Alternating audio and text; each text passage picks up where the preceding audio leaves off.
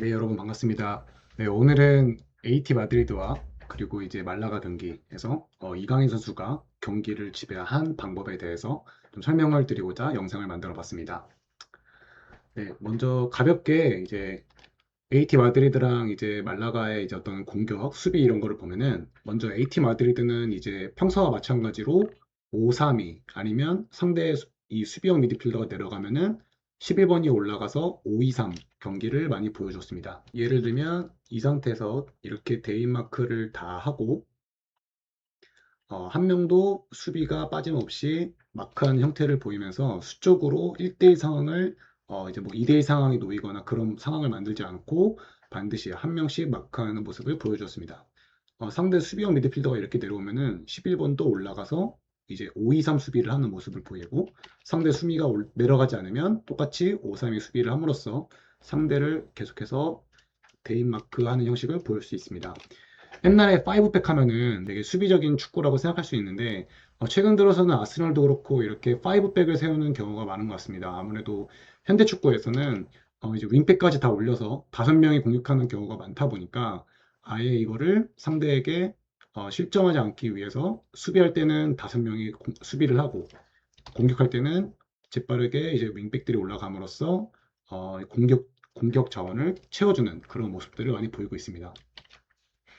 한편 이런 전술의 이제 한계는 선수들의 체력을 이제 제물로 바치는 거죠. 이제 양쪽 윙이 올라갔다 내려갔다를 계속 반복해야 하다 보니까 체력이 갈려나간다는 이제 좀 한계도 있습니다. 하지만 그 체력만 잘 버틴다면은 실점할 확률도 낮추고 공격할 때 가담함으로써 어떤 득점의 확률도 높이는 모습을 보입니다. 반면에 말라가는 일단 4-4-2 수비를 보여줬습니다. 4-4-2 수비를 함으로써 일단 가운데에 촘촘한 장면을 보여줬습니다. 그래서 이런 사이 패스로 갈 수가 없고, 어, AT 마드리드에게 계속해서 사이드로 이제 움직임을 계속 강요하였습니다. 억지로. 그리고 이제 좀 특이했던 거는 이 수비형 미드필더죠. 이제 이 선수가 어떤 모습을 많이 보여줬냐면, 이 8번이 이제 올라가면은 본인도 내려가서 똑같이 5-3, 5-3-2 수비를 보여줬습니다. 그러니까 AT 마드리드는 처음부터 5-3-2로 서 있었고 말라가 같은 경우에는 4-4-2로 일단 중앙부터 막고 공이 사이드로 가면 그때 같이 내려가서 5-3-2를 수비를 하는 모습을 보여줬습니다. 조금 더 유동적으로 보여드리자면 여기서 이제 공이 이렇게 가서 받고 이제 사이드로 가면은 이 8번이 하프 스페이스를 팔 수 있게 되는데 그렇게 되면은 여기서 어떤 상황이 발생하는 거예요? 이렇게 2대1이 걸리죠. 그러면은 이번 입장에서는 상당히 난처해질 수가 있는데 이때 8번이 내려와 옴으로써 이 선수 뒤로 들어오는 선수는 8번이 마크하고 이 미드가 3명이 땡김으로써 네, 다시 한번 이렇게 AT 마드리드처럼 대인 마크를 할 수 있게 됩니다. 그리고 공격할 때는 다시 올라와서 8번이 올라오고 똑같이 뭐 이런 식으로 해서 5명이 올라가고 뭐 두 명의 미드필더가 올라와서 3-2-5나 또는 2-3-5 형태를 많이 보여줬습니다. 네, 그리고 AT 마드리드 같은 경우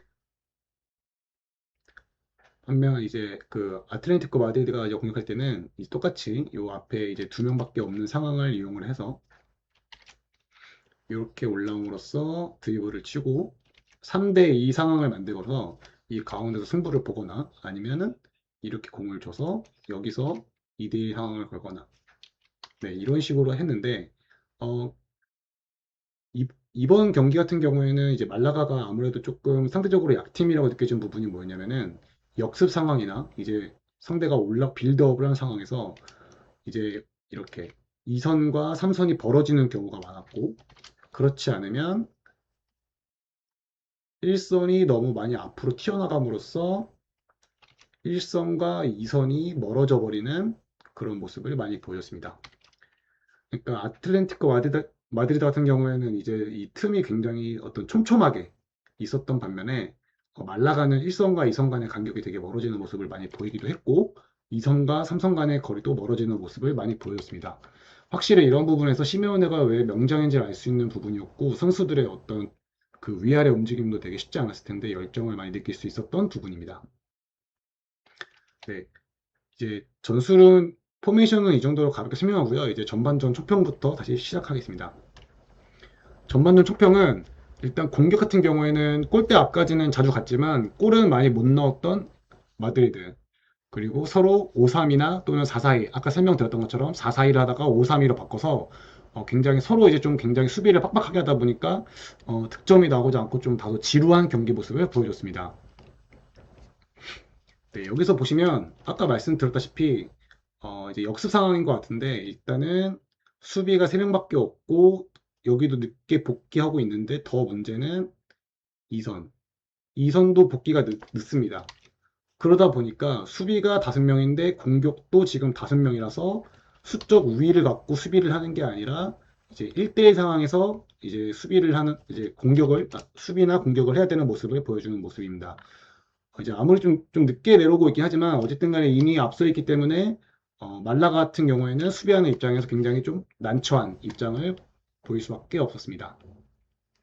실제로 이 틈 사이를 잘 파고들었고 이 아마 아우나로 선수였던 것 같은데 아우나로 선수가 계속해서 이 틈을 계속 잘 파줬고 그 다음에 이 선수들에게 계속해서 패스를 많이 시도를 했지만 문제는 뭐였냐면 말라가는 그래도 어떤 사이드를 좀 포기하고 이 가운데 공간을 계속해서 막고 있었기 때문에 AT 마디데가 아무리 여기서 드리블을 치고 잘 들어왔어도 그 다음 상황에서 패스를 주기에는 어려움이 있었습니다. 실제로 아우나로 선수가 이제 드리블을 잘 치고 패스를 줬지만 바로 중앙에서 막고 있었던 선수들이 옴으로써 뭔가 슈팅을 때려도 이제 육탄 방어에 막히거나 아니면 슈팅할 기회를 뺏기거나 그런 모습들을 많이 보였습니다. 네, 이런 모습도 있었는데요. 이제 말라가가 이제 계속해서 아까도 말씀드렸지만 요 1선, 2선, 3선 간의 거리가 다 너무 멉니다. 그래서 이 사이에서 마드리 선수들이 이제 굉장히 갖고 노는 모습을 보여줬고, 어, 일단 이 간격도 되게 멀어지고 있어서 이 사이 패스를 주는데 이 두 명의 거리가 멀기 때문에 루크먼이 내려와서 공을 잡는 모습도 많이 보여줬습니다. 네, 다음으로도 똑같이 이 말라가 선수들은 수비가 계속해서 이렇게 멀어집니다. 4-4-2 수비를 하고 있는데 역시나 2선과 3선 간의 거리가 멀고 또 1선과 2선 간의 거리가 머니까 계속해서 마드리드 선수들이 이 사이 공간을 침투하는 모습을 많이 보여줬습니다. 반대로 이제 AT 마드리드의 이제 어떤 수비 모습을 보시면 5-3-2 수비를 하는데 일단 이 틈새가 굉장히 촘촘합니다.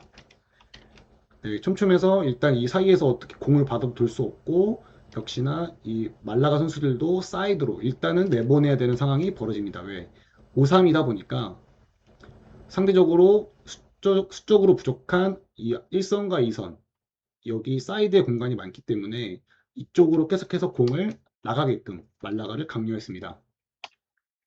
그래서 공을 잡아도 문제가 뭐냐면 아까는 5-3-2였는데 여기 있었던 윙백이 올라감으로써 상대 윙을 다시 한번 대입마크합니다.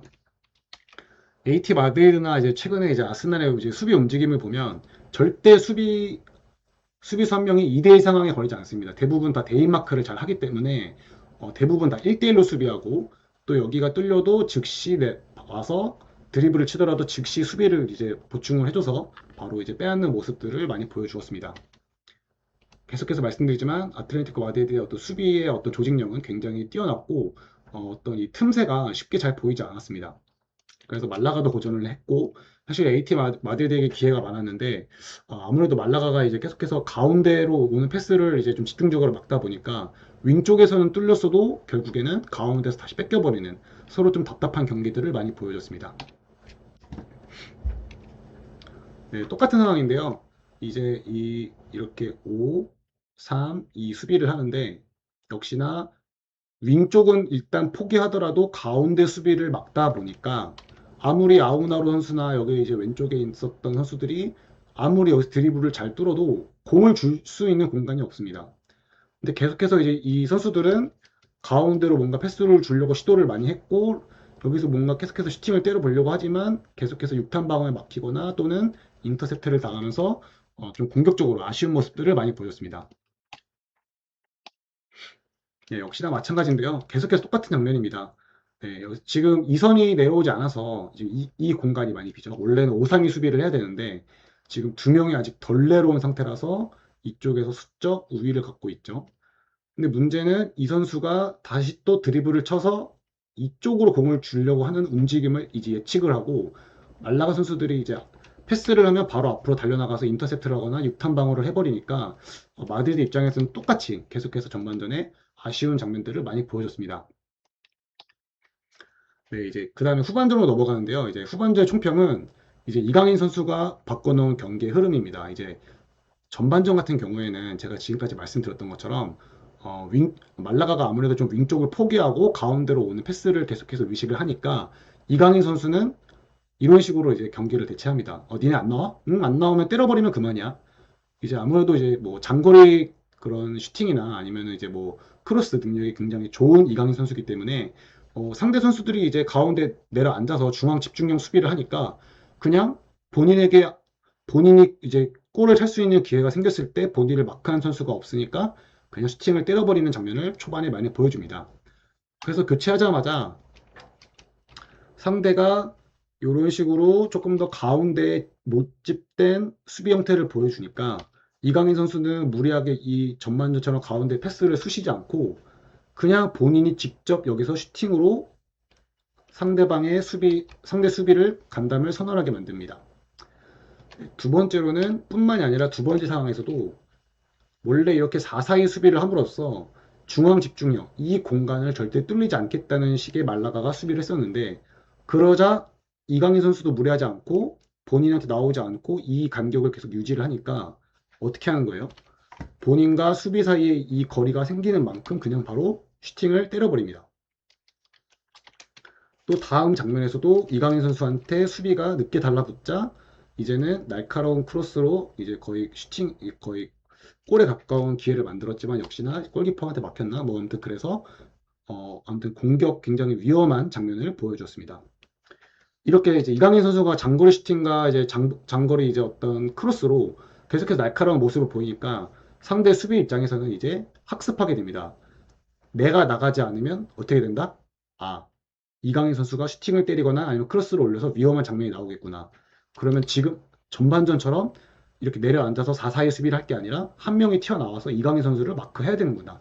라고 한 경기 후반 이강인 선수가 들어오고 난 다음에 한 10분 정도 그 정도 시간이 지나고 이제 학습이 되어버립니다.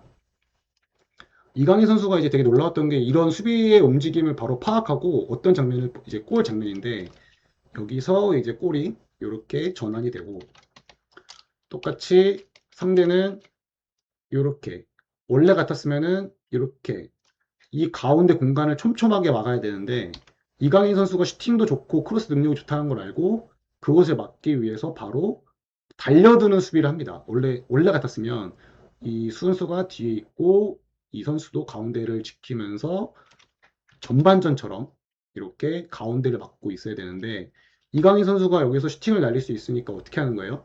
달려드는 수비를 하게 됩니다. 그러니까 이강인 선수가 한번 드리블을 더 치니까 이 세 명이 서로 키스를 하게 되고 본인은 이 빈 공간이 생겼으니까 여기서 슈팅을 바로 때려서 골에 이제 연결됩니다. 다시 한번 보시면 전반전 같았으면은 이 아까 아우나로 선수가 이제 이렇게 드리블을 파다가 이렇게 패스를 주거나 아니면 짧게 이렇게 패스를 많이 했었는데 그럴 때마다 이제 이 말라가의 중앙 집중력 수비에 계속해서는 막히곤 했었는데 이강인 선수는 니들 안 나와? 그럼 내가 때려줄게. 이런 식으로 해서 때릴 것처럼 페인팅 하니까 세 명이 다 모이게 되고 그 틈을 이용해서 드리블을 한 번 더 쳐서 네, 이 열린 공간에 슈팅을 때릴 수 있었던 겁니다. 그 다음에도 이제 좋은 기회가 나올 뻔 했던 건데 이강인 선수가 이제 공을 잡고 역습하는 상황에서 그 공격 자원들이 여기 있는데 이 선수들이 어떻게 되는 거예요? 아, 이강인 선수는 여기서 또 슈팅을 날릴 수 있고 크로스를 날릴 수 있는 선수니까 앞에 나와서 수비해야겠다. 이 선수를 슈팅을 하는 걸 막아야 된다. 이 선수가 자유롭게 공을 차는 걸 막아야 된다라고 이제 의식을 하고 튀어나오니까 다음 장면에서 네, 이 선수, 이 선수, 이 선수 이 세 명이 다 어떻게 되는 거예요?